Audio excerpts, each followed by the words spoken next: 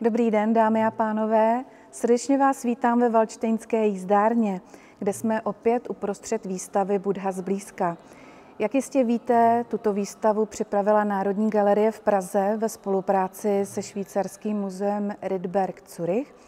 A je zde poprvé k vidění díky vlastně zápůjčkám z muzea Rietberg celá historie šíření buddhismu od 2. století až po 20. století.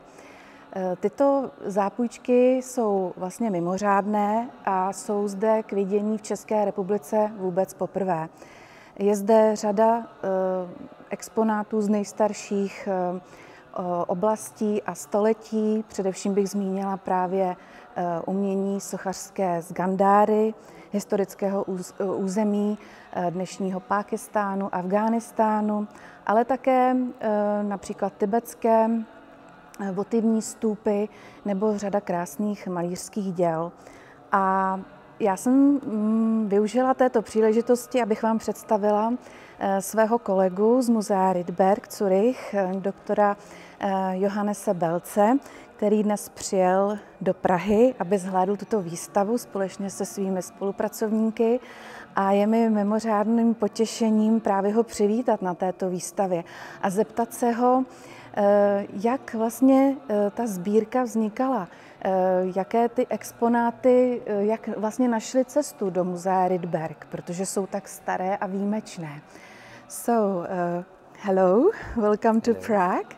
It's my pleasure to welcome you here in the exhibition of the Buddha up close. And I was just pointing out that many exhibits here are so special and very old. So could you tell us a short story of the collections of Asian art at the Reedberg Museum in Zurich? Yes, of course. Let me say just a few words about our museum. So we are a municipal museum founded in 1952, and we are a museum of world art. And the history of our museum goes back to a collector who offered his collection to the city of Zurich, and he collected objects from many areas of the world, and we talk about that later. So this was 1952, and since then the museum, grew and became, we achieved and got received more collections and could expand. And now we are a very active museum, and we have a department of African art, Asian art, American, pre-Columbian American art, but the focus is really non-European art. That is, I think, what makes us special. It's wonderful, thank you. And já bych jenom chtěla podotknout právě ten rok 1952. To je velice zajímavý rok, protože i naše sbírka asijského umění v Národní galerii byla vlastně založena nebo působí od tohoto roku. Tenkrát samozřejmě měla jiný název, oddělení orientálního umění, ale de facto máme společnou historii. Ovšem vlastně to sbírání nebo získávání uměleckých předmětů samozřejmě probíhalo v jiném, řekla bych, kulturně politickém kontextu. A bylo by velice zajímavé se zeptat právě mého kolegy Johannese Beltze na některé sběratele a vůbec jejich společenské postavení a na ty příležitosti, které byly ve Švýcarsku ke sbírání asijského umění. So let me ask you, I was wondering about the socio-political context of acquiring Asian art in Zurich or in Switzerland. Could you mention some of the most important collectors for the Rietberg? As I said, the founding collector and donator of our museum is Eduard von der Heydt. He was a man of finance, a banker from Germany who moved to Switzerland, and he had been collecting and started collecting in the 20s world art, and I think that is interesting, because so he was driven by this idea or vision that there is a world art. He didn't want to focus on Western, Renaissance or modern art. He said, no, there is and his motto was Ars Una, there's only one art, and this is global, right? So he said a sculpture from Africa, or a bronze caster from China, or a mask, you know, whatever artist from all over the world, they should be respected and seen at the same level, and they should be considered as artists with a full right, and you know, not to be looked down upon. And this was, I think, his driving idea. So he started buying at auctions and at art galleries in the 20s and 30s, and you know, acquired a huge collection, which he then offered to the city of Zurich as a donation, and asking the city to make a museum, and to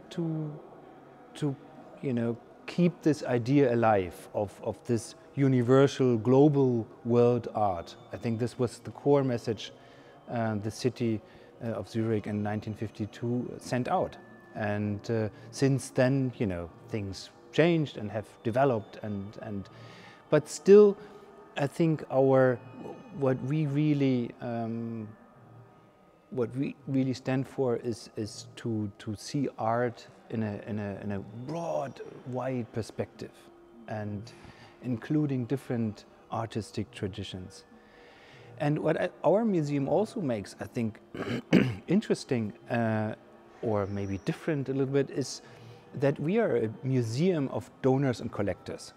So the city of Zurich, and maybe it's something similar with other museums, the city of Zurich did not, you know, the museum directors didn't have the money to systematically acquire and buy and have a encyclopedic collection. No, it was the collectors who came to the museum, and the museum established relationships with them, and they said, we're thinking, look, this is a place where my collection should be, right? To protect it and share it, make it accessible, have people see it. So there's a group of collectors and donators. They gave it for free, or they gave it as a long-term loan, but this very close relations with collectors of any kind of artistic objects, I think that is what makes our museum special in Switzerland in this regard. I believe it is. And how did they acquire the art, the Asian art? Did they go to Paris, or was even in Switzerland or in Zurich a good market? So, you know, that changed. You know, in the 20s, 30s, and today, you know, now you have art galleries and everywhere. But you know, in the 30s there were a few art galleries which were very, very important. And one of them, and that is where Eduard von der Heydt bought important pieces of his collection and important objects, is the gallery C.T. Lu in Paris, for example, which was founded by a Chinese art dealer, who then later on moved to the United States. But this was a very important place, this art gallery. And if you look into the historic records and provenance and collections of many museums and North American museums, in terms of Chinese art, Indian art, South Asian, South Indian, you will come across this name C.T. Lu. And so he was, I think, one really important institution at the time. I think Paris was in general one of the major art trades in Europe. Many art exhibitions, the World Fest took place there, and well, that was very the culture metropolis in that time, Europe. And I was also wondering if some of your collectors to the Reedberg had a chance to travel to Asia to collect art there. Eduard von der Heydt never did that, right? This was a different time. But there are some objects here in the collection, in the exhibition, who were collected by collectors who traveled actually to Southeast Asia. There are some objects from Burma and Thailand. I can't point at them right now because they are not immediately here. And they were collected, bought by Tony Gerber, who's another interesting character because he owned an art gallery of contemporary art in Switzerland, in Bern, where he exhibited contemporary artists. But he had this passion of traveling to Southeast Asia, to Thailand, and he went there on many trips and bought, you know, here and there little things and Buddhist figures. Some of them, you know, probably at some shops or some street dealers. And he, over the years, really built up a substantial collection of Buddhist objects. Some of them artworks, some of them are objects of daily use. So I wouldn't call them all artworks, but he then also decided to donate his collection to our museum. So yes, there were some who traveled. Yes, I wanted to point out that in my country there were also Czech collectors who traveled directly to Asia. A já bych v této souvislosti ráda zmínila 3 hlavní české sběratele z první republiky, to znamená z první poloviny 20. století, kteří významně přispěli k sběratelství asijského umění. Je to zmiňovaný Joe Hloucha, jehož svitek máte možnost poprvé vidět v celé své délce 15 metrů, svitek s legendou Buddhy Šákyámuniho. A samozřejmě i další předměty z Číny a Japonska přivezl. Dále je to například Josef Martínek, zde máme nádhernou sochu Arhata Mahakášapy. Josef Martínek byl sběratelem, ale také vlastně měl prodejní galerii v dnešní budově Mánes ve 20. 30. letech. No a třetím z těchto sběratelských superstar, kterého bych měla zmínit, je Vojtěch Chytil.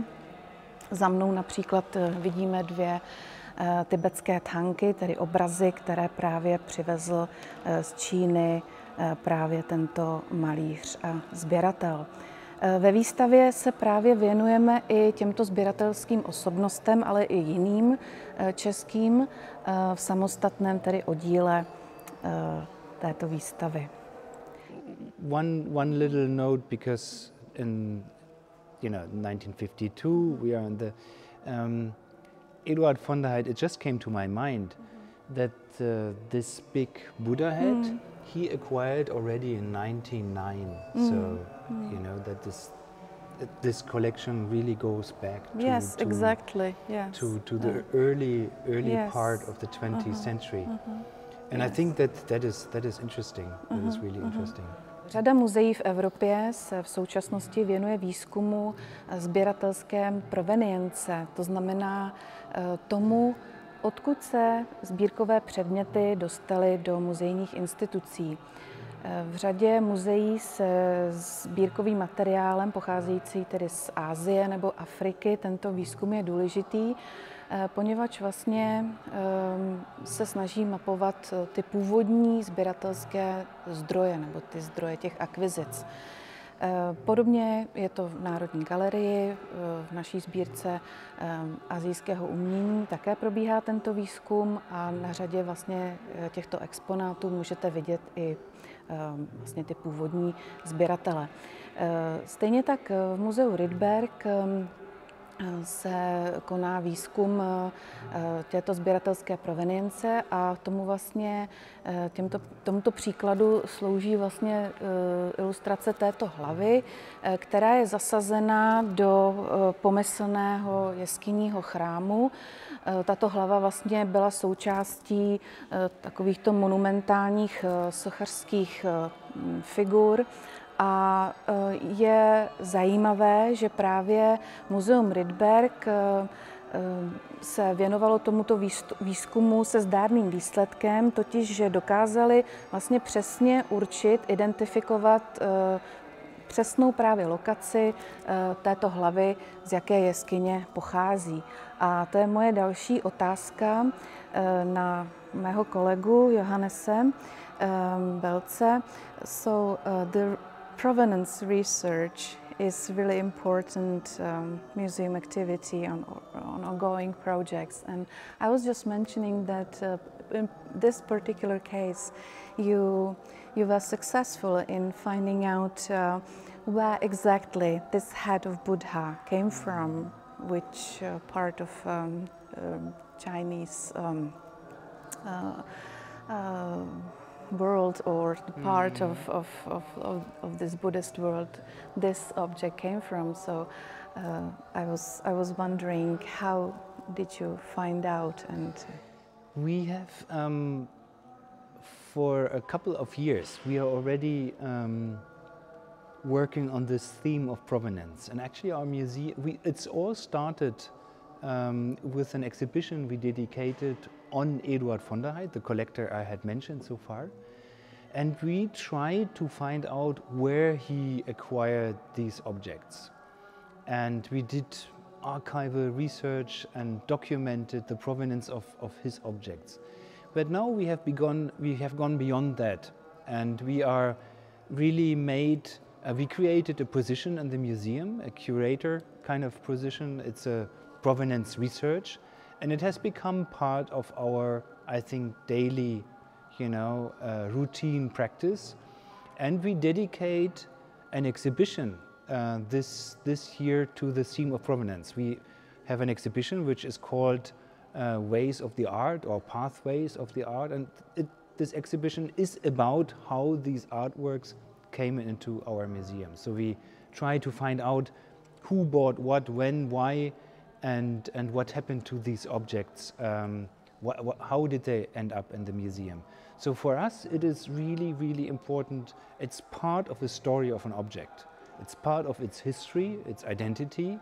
You want to find out who made it, who created it, was the use of it, but also you want to know who were the people who had it in their hands, and how these objects traveled across borders and times.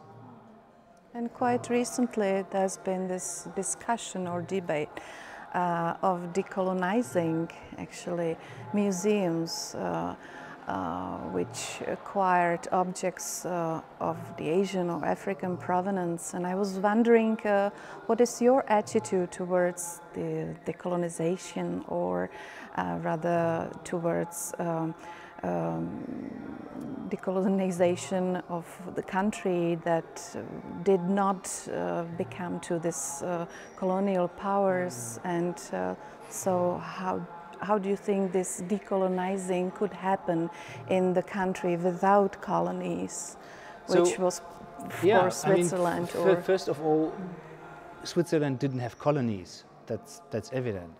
But one has to keep in mind that Switzerland was part of a global network of colonizers, and Switzerland, participated in trading, shipping goods, selling, reselling, financing, slave trade. All these, the Swiss business people were on board of the ships of the colonizers, so to say, right? They were sailing with them, and I think there is a responsibility, and we have to keep, open our eyes and see that.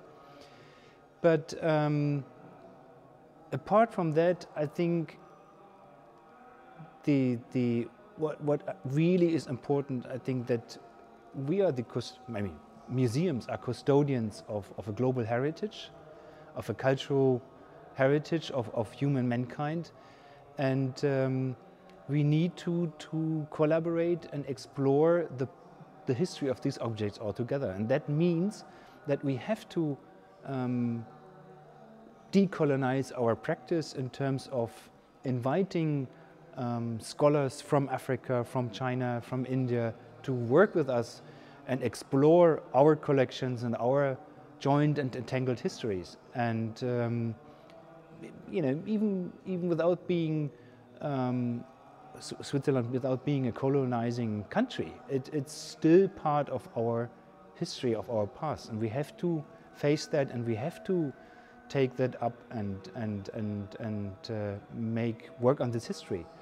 And I think I would like to give you to mention one project. You know, the so-called Benin Bronzes. It's very much in the newspapers and the media, and these objects, you know, were taken by the British, and then, you know, the palace in Benin was destroyed, and the objects ended up, you know, in many different places.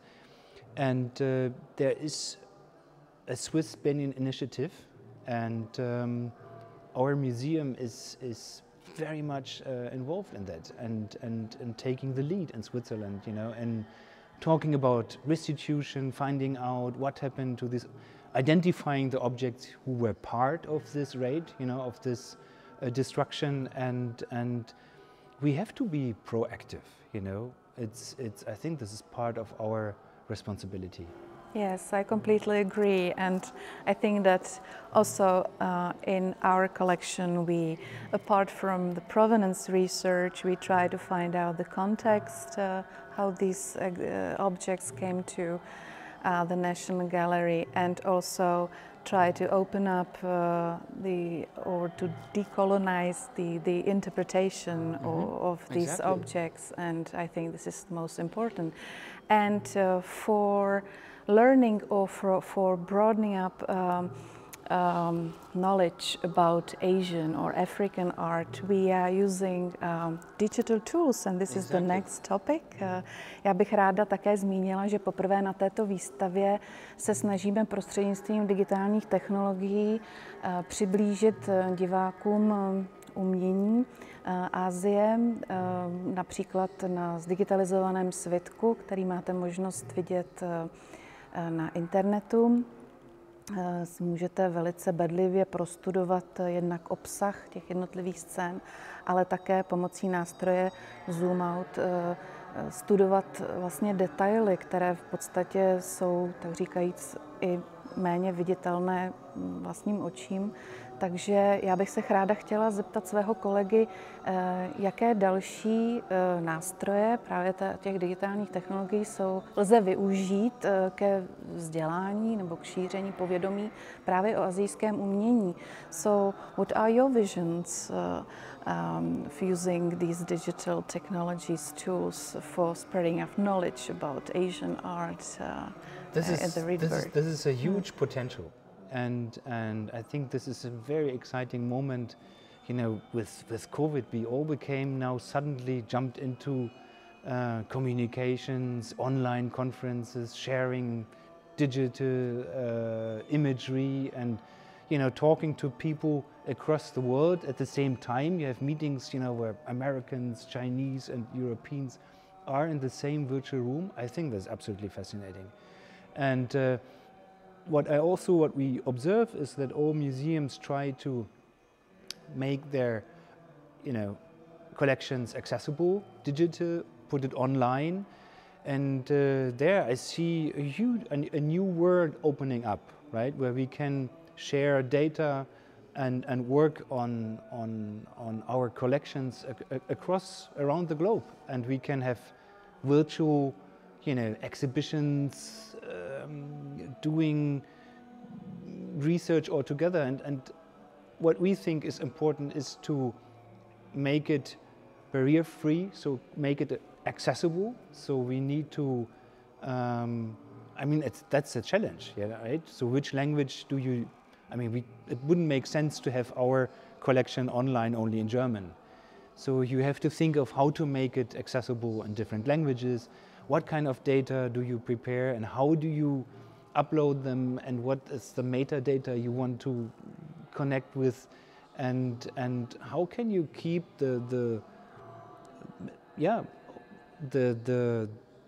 access as easy as possible, and so that people find and can discover what you have in your collection. So I think this is there will be a significant change in our daily museum practice over the coming decades. And, you know, think about artificial intelligence. What will that make to, you know, imagine that you have huge, big databases of objects from all around the world, including metadata. So then you would, you know, click on a Buddha head from Gandhara and find out that is exciting. That's absolutely we would have one global virtual museum. I don't know, maybe, but it would be something. It's wonderful to think about it. Definitely. Yes. Nezapomeňte také navštívit naše webové stránky, kde vlastně můžete shlédnout podrobně digitalizovaný svitek s Buddhovou legendou nebo shlédnout dokumentární film. I invite you to visit our website where we have published or make online accessible an app about Buddhism and to explore our collections, learn about Buddhism, which is called Next Click Nirvana. So I cordially invite you to use this app and learn, enjoy. Thank you very much. Tak vám děkujeme za pozornost a přejeme příjemný den.